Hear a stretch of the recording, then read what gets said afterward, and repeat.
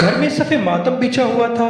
میری ماں مجھے اس بھری دنیا میں چھوڑ کر چلی گئی تھی جو میری دکھ سکھ کی ساتھی تھی۔ ماں کے مرنے کے تیسرے دن بعد میرے ابا کمرے میں آئے۔ میں رو رو کر بے حال ہو چکی تھی۔ ان کی حالت بھی مجھ سے جدا نہیں تھی کیونکہ امی ان کی محبوب ترین بیوی تھی۔ ابا اور اماں کی محبت بالکل کتابی قسم کی تھی۔ وہ ایک دوسرے پر جان چھڑکتے تھے، مگر اماں کے جانے کے تیسرے دن بعد ابا نے مجھ سے ایسی بات کر دی کہ میرے پیروں تلے سے زمین نکل گئی۔ ماں کے کھونے کا صدمہ کچھ کم نہیں ہوا تھا کہ ابا نے ایک اور مجھے صدمہ دے ڈالا۔ کہنے لگے، تم میری سگی بیٹی نہیں ہو بلکہ وہ میرے سوتیلے باپ ہیں۔ یہ صدمہ تھا یا گویا بم جو مجھ پر پھینکا جا رہا تھا۔ میں ایک دم سے نڈال ہو کر گر سی گئی۔ ابا نے کہا، میں نے تمہیں اپنی سگی اولاد کی طرح پالا ہے اور چاہتا ہوں کہ تمہارے فرض سے جلد از جلد سبکدوش بھی ہو جاؤں۔ کیونکہ میں تمہارا سگا باپ نہیں ہوں، اس لیے ہم دونوں ایک ساتھ گھر میں رہنا مناسب نہیں ہے۔ اس لیے میں نے اپنے بھائی کے بیٹے کے ساتھ تمہارا رشتہ طے کر دیا ہے۔ فیصل بہت اچھا لڑکا ہے، تمہارا بہت خیال رکھے گا۔ اور یہ وہ تیسرا صدمہ تھا جو مجھے ایک ہی دن میں لگا تھا، اور میں یوں تھی جیسے گویا میرے جسم سے جان ہی نکل گئی۔ اوپر سے باپ بھی سوتیلا نکلا اور شادی بھی وہ اس سے کرانا چاہتا تھا جو مجھ سے عمر میں پورے 10 سال چھوٹا تھا۔ میرا 15 سالہ کزن جس میں نے بچپن سے ہی بچوں کی طرح پالا تھا، بھلا میرا اس کے ساتھ کیا جوڑ بنتا تھا؟ وہ تو میرے چھوٹے بھائیوں کی طرح تھا۔ کیونکہ میرا اپنا بھائی کوئی نہیں تھا، اس لیے میں نے اسے ہمیشہ اپنے چھوٹے بھائیوں کی طرح پالا تھا، اس کا خیال رکھا تھا۔ وہ ہر چھوٹی چھوٹی خواہش کے لیے میرے پاس بھاگا چلا آتا تھا۔ آج ابا نے اسی کے ساتھ مجھے بہانے کی بات کر رہے تھے، اور میرے سگے باپ بھی نہیں بلکہ میرے سوتیلے باپ تھے۔ میں تو جتنا زیادہ حیران ہوتی کم تھا، اور اوپر سے صدمے سے میرا دل پھٹا جا رہا تھا۔ میں نے ابا سے کہا کہ یہ حقیقت مجھے پہلے کیوں نہیں بتائی؟ کہنے لگے کہ یہ تمہاری ماں کی خواہش تھی، کیونکہ وہ تمہیں سگے باپ کا پیار دینا چاہتی تھی، اس لیے انہوں نے یہ بات چھپائی اور میں نے ان کی خواہش کا احترام کیا۔ میں نے کہا، تو پھر اب اس بات کو بتانے کا کیا فائدہ؟ انہوں نے کہا کہ اب تمہاری ماں چلی گئی ہیں جو ہمارے درمیان واحد رابطے کا ذریعہ تھی۔ میں تمہارے لیے بالکل غیر ہوں، اور اگر ہم دونوں اس گھر میں اکیلے رہے تو لوگ طرح طرح کی باتیں کریں گے، مجھ پر انگلیاں اٹھائیں گے، اور میں کسی کی کوئی بات گوارا نہیں کر سکتا۔ اس لیے میں نے فیصلہ کیا ہے کہ جلد از جلد تمہاری رخصتی فیصل کے ساتھ کر دوں اور اپنے فرض سے سبکدوش ہو جاؤں۔ ابا تو یہ بات کہہ کر چلے گئے، اور میں تو جیسے سمندر میں غرق ہو گئی۔ مطلب میری سگی ماں کے جانے کے بعد میرا اب کوئی بھی سگا رشتہ اس دنیا میں نہیں بچا تھا۔ مجھے پھر سے اپنی ماں کے جانے کا دکھ اور شدت سے طاری ہونے لگا، اور میں روتے روتے بے ہوش ہو گئی۔ قسمت نے مجھے ایک ہی دن میں کہاں سے کہاں پہنچا دیا تھا۔ میں تو گھر بھر کی لاڈلی بیٹی تھی۔ اماں ابا تو میری فرمائشیں پوری کرنے کے لیے ہلکان رہتے تھے، اور اب اماں ہی روٹھ کر چلی گئی تھیں تو ابا بھی ویسے مجھے سے روٹھ گئے تھے۔ اماں کہتی تھی کہ تمہارے ابا مجھ سے بہت پیار کرتے ہیں، مگر ان کی ایک بات بہت بری ہے کہ وہ جب کسی بات پر اڑ جائیں تو ان کو کوئی قائل نہیں کر سکتا، اور جب اتنی محبت کرنے والے کوئی ہستی ان کو قائل نہیں کر سکتی تھی تو میری کیا حیثیت تھی بھلا؟ اس لیے مجھے خاموش ہونا پڑا، کیونکہ میرے شور شرابے سے کوئی کسی کو فرق نہیں پڑنے والا تھا۔ ہمارے گھر میں عورتوں کا کافی زیادہ رش لگا رہتا تھا، کیونکہ امی کو گئے ہوئے 3 دن سے اوپر ہو گئے تھے، مگر پھر بھی امی کی جان پہچان کی عورتیں ہر وقت آتی رہتی تھیں۔ ابا پریشان رہنے لگے تھے کہ کب گھر اکیلا ہو اور کب ان عورتوں سے جان چھوٹے اور کب وہ میرا نکاح فیصل کے ساتھ کروا دیں، کیونکہ انہیں بھی یہ بات مناسب نہیں لگتی تھی کہ گھر میں عورتوں کا میلہ ہے اور وہ اپنی بیٹی کی رخصتی کر دیں۔ اور میں یہ دعا کرنے لگی کہ یہ عورتیں کبھی بھی نہ جائیں اور گھر کبھی بھی اکیلا نہ ہو۔ یہ فیصلہ اتنا مشکل تھا کہ میں کسی طور پر بھی اس پر مان نہیں پا رہی تھی۔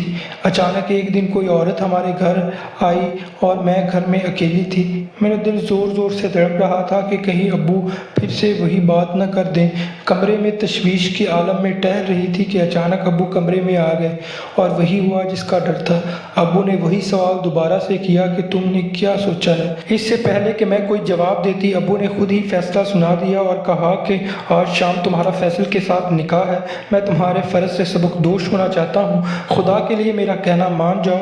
میں ان کے سامنے زارو قطار رو رہی تھی، کہہ رہی تھی کہ فیصل اور میرا کوئی جوڑ نہیں، میں نے اسے بچوں کی طرح پالا ہے۔ ابا نے کہا کہ وہ ہے تو نامحرم نہ تمہارے لیے، اور جب شوہر بن جائے گا تو پھر تم اسے شوہر کی نظر سے دیکھو گی، اور یہ کہہ کر چلے گئے۔ اتنے میں خالہ ہمارے گھر میں آ گئی، جو کہ میری امی کی پرانی دوست تھی۔ میں ان کے گلے لگ کر خوب روئی، ان سے کہنے لگی کہ اماں مجھے اکیلے چھوڑ کر چلی گئی ہیں، آپ کچھ دن میرے گھر پر رہ لیں۔ کہنے لگی کہ ایسا کسی کے گھر میں رہنا کوئی آسان تھوڑی نہ ہوتا ہے بیٹا، زمانہ بہت خراب ہے۔ باتوں ہی باتوں میں انہوں نے مجھ پر ایک بڑا انکشاف کیا۔ انہوں نے کہا کہ تمہاری ماں کی موت کے ایک دن پہلے میں ان سے ملنے آئی تھی، تب تو وہ بالکل بھری چنگی تھی، تندرست تھی، مگر کچھ پریشان لگ رہی تھی۔ میں نے ان سے پوچھا تو کہنے لگی کہ بس پریشانیاں تو زندگی کا حصہ ہیں، اور رات کو جب میں نے ان کی موت کا اعلان سنا تو میں سکتے میں آ گئی کہ اتنی جوان جہان موت، وہ بھی بغیر بیماری کے، کیسے آ سکتی ہے۔ اور میں بھی خالہ کی بات سن کر ایک دم حیران ہو گئی۔ امی کی اچانک موت کا صدمہ اتنا گہرا تھا کہ میں نے اس بات پر بھی غور نہیں کیا تھا کہ امی اچانک فوت ہوئی تھی۔ وہ رات کو سونے کے لیے لیٹی تھیں اور جب صبح ہوئی تو وہ ہمیشہ کے لیے سو چکی تھی۔ میں انہیں سوچوں میں گم تھی کہ ابا کمرے میں آ گئے، مگر ان کے ساتھ ایک مولوی بھی تھا اور فیصل اور اس کے گھر والے بھی تھے۔ اچانک ایسے آئے تو میں سکتے میں آ گئی۔ اب میرے پاس انکار کرنے کی کوئی گنجائش نہ بچی تھی۔ میں نے اپنی پھپھو کو سمجھانے کی کوشش کی کہ خدا کے لیے ابا کو منع کریں کہ میں یہ شادی نہیں کرنا چاہتی۔ پھپھو ناک چڑھا رہی تھی، کہہ رہی تھی کہ میں تو خود مجبور ہو کر آئی ہوں، یہ دونوں بھائی ایک بات پر اٹ جائیں تو کسی کی سنتے ہی کہاں ہیں۔ میرا چھوٹا سا بچہ، اب اسے شادی کا ڈھول گلے میں لٹکاتا اچھا لگے گا کیا؟ اور اتنی بڑی عمر کی لڑکی جو کہ اس کی بڑی بہن لگتی ہے۔ میں پھپھو کی باتوں سے مزید دل برداشتہ ہو چکی تھی، اس لیے ان سے کوئی بات نہیں کی اور چپ چاپ نکاح نامے پر دستخط کر دیے۔ رات کو فیصل میرے کمرے میں آیا تو وہ بھی کچھ پریشان سا تھا۔ میں تو اسے دیکھ کر ہی منہ پیچھے کر لیا۔ میرے لیے یہ سچویشن ناقابل قبول تھی، ایک دم سے میری زندگی کا رخ ہی بدل گیا تھا۔ وہ کہنے لگا کہ میں اب آپ کو اب بھی تو نہیں کہہ سکتا، مگر آپ کا نام لینا بھی مناسب نہیں لگتا، کیونکہ آپ عمر میں مجھ سے اتنی بڑی ہیں۔ میں نے تو ہمیشہ آپ کو، اس نے بات کو ادھورا چھوڑ دیا، اور میں نے بھی مکمل نہیں کیا کیونکہ اب وہ میرا شوہر بن چکا تھا۔ میں نے کہا کہ جو ہونا تھا وہ ہو گیا، اب تم سے میری یہی گزارش ہے کہ مجھ سے دور رہنے کی کوشش کرنا، میرے قریب مت آنا، میں بہت زیادہ ڈپریشن کا شکار ہوں۔ میری ماں مجھ سے روٹھ کر چلی گئی ہیں اور ابا نے مجھے عجیب مصیبت میں پھنسا دیا ہے۔ اس نے جیسے سر ہلایا دیا اور جا کر صوفے پر سو گیا۔ وہ سو گیا، میں ساری رات جاگتی رہی۔ میری پریشانی حد سے زیادہ ہو گئی تھی، زندگی برباد ہو چکی تھی، سارے خواب چکنا چور ہو چکے تھے۔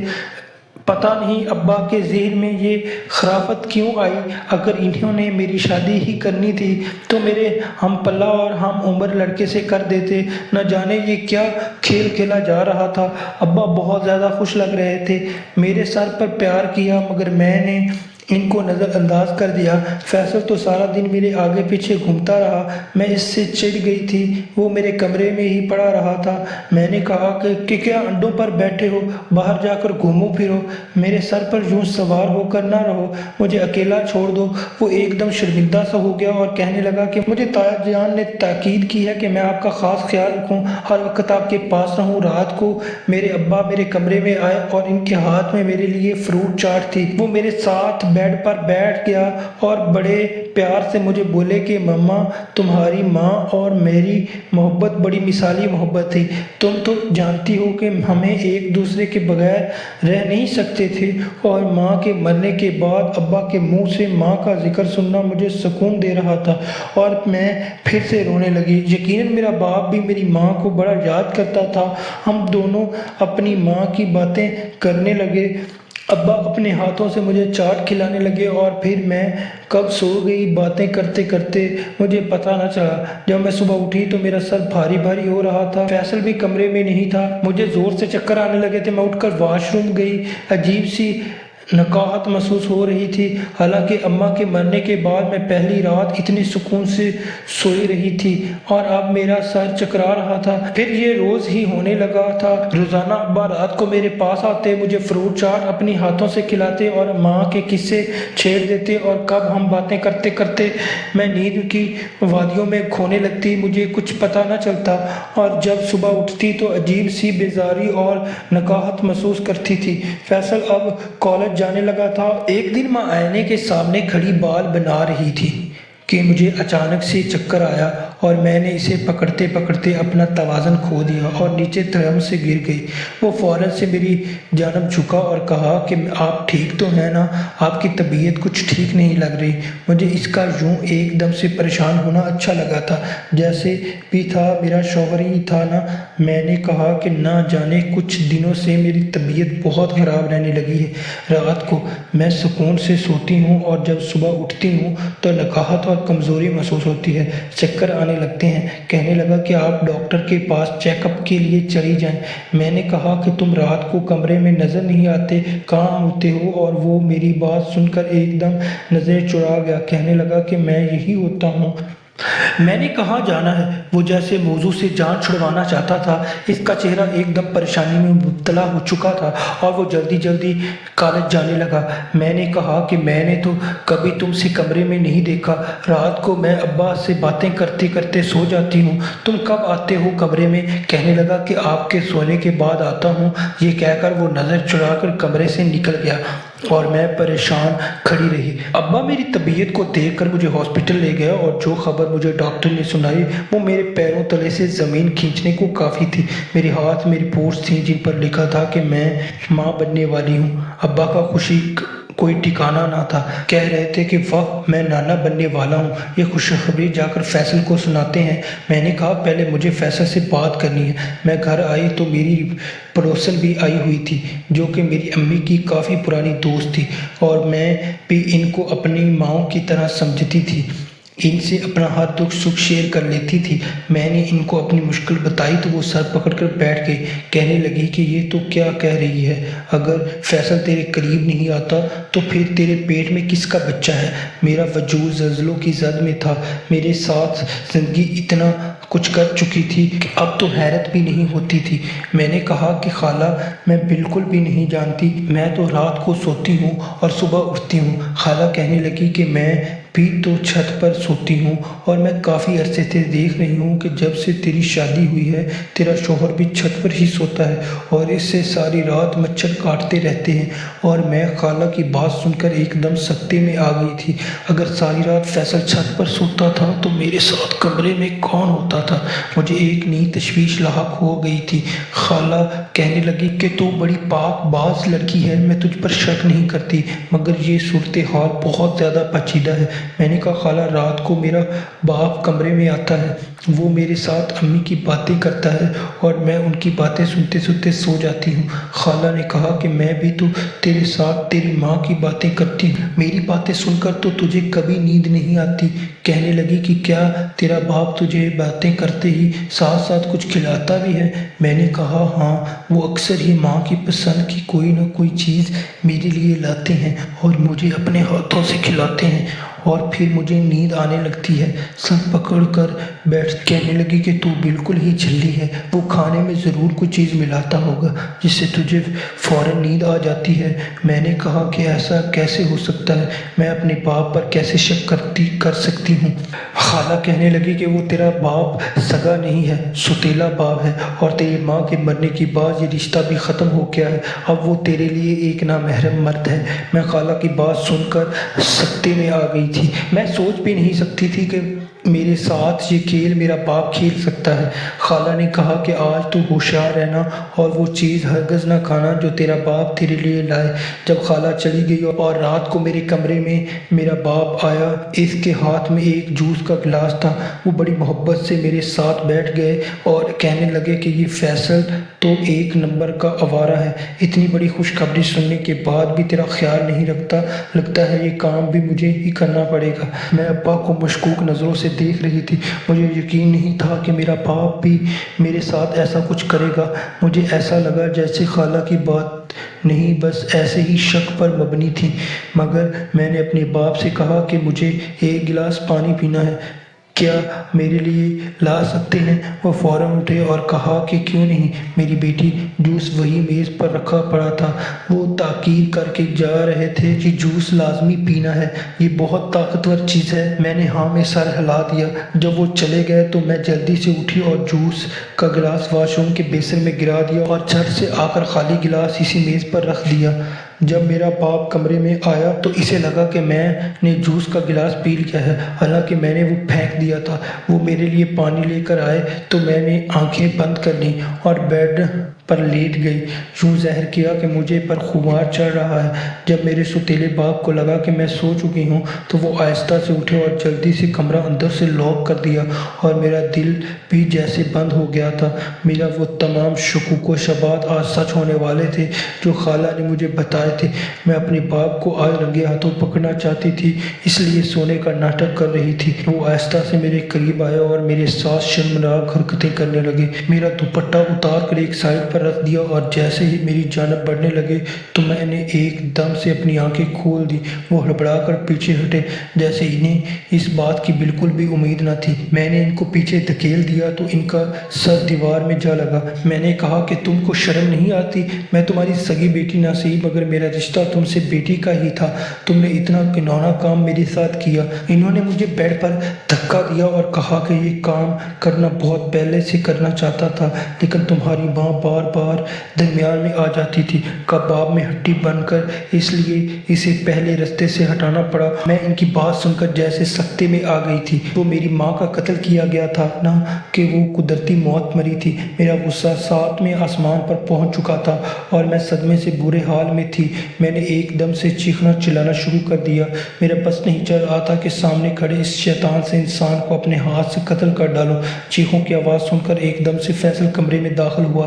میں نے کہا تمہیں شرم نہیں آتی؟ میں تمہاری بیوی ہوں اور یہ آدمی تمہاری بیوی کے ساتھ اتنے دن اتنی شرمناک حرکتیں کر رہا ہے، مگر تم کیسے مرد ہو، بے غیرت ہو، میں تم سب کو زندہ نہیں چھوڑوں گی۔ یہ کہہ کر میں کمرے سے نکل گئی اور تیزی سے سیڑھیاں اترنے لگی۔ میں نے پاؤں میں جوتے تک نہ پہنے تھے۔ گھر سے باہر نکلی اور خالہ کا دروازہ پیٹنے لگی۔ خالہ نے دروازہ کھولا اور میں نے ان کو سینے سے لگا کر لیا اور ان کے ساتھ لپٹ گئی اور کہا مجھے ان درندوں سے بچا لو۔ وہ مجھے جلدی سے اندر لے گئے۔ میں نے کہا کہ میں ان سب کو پھانسی کی سزا دلوانا چاہتی ہوں جنہوں نے میرے ساتھ مل کر اتنا گھناؤنا کھیل کھیلا ہے۔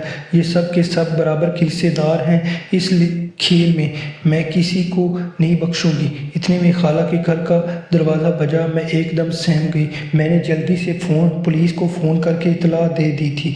خالہ نے دروازہ کھولا تو سامنے فیصل کھڑا تھا۔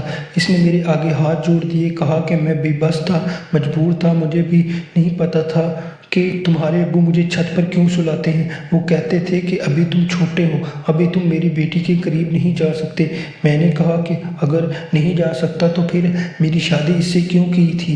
وہ کہنے لگے کہ میں نے اپنی بیٹی کے تحفظ کے لیے شادی کی ہے تاکہ لوگ باتیں نہ کریں کہ وہ ایک سوتیلے باپ کے ساتھ گھر میں اکیلی رہ رہی ہے، مگر اس کا مطلب یہ نہیں کہ میں تمہیں اس کے قریب آنے دوں گا۔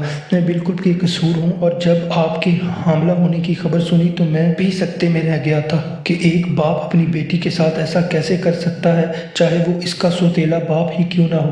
وہ میرے سامنے ہاتھ جوڑ کر کھڑا تھا، کہہ رہا تھا کہ میں اب آپ کا پورا ساتھ دوں گا، آپ کو انصاف دلواؤں گا اور اس آدمی کو سخت سے سخت سزا دلواؤں گا۔ اتنے میں پولیس بھی آ گئی تھی اور وہ میرے ابا سوتیلے باپ نما درندے کو پکڑ کر لے گئے تھے۔ میں اپنی قسمت پر جتنا بھی روتی کم تھا۔ وہ میری ماں کا قاتل تھا اور میرا بھی شاید اس نے قتل ہی کر ڈالا تھا۔ اس سے تو اچھا تھا کہ وہ میرا گلا گھونٹ کر مجھے مار دیتا، مگر میرے ساتھ ایسا سلوک تو نہ کرتا۔ فیصل نے کہا کہ میں تمہیں پورا تحفظ دوں گا، میں تمہارا شوہر ہوں، تم جو بھی فیصلہ کرنا چاہو گی تم اس میں آزاد ہو، میں تمہارا زندگی بھر ساتھ نبھانا چاہتا ہوں۔ میری آنکھوں سے آنسو رواں تھے۔ میں نے کہا کہ میں اس بچے کو اپنی کوکھ میں نہیں پالنا چاہتی۔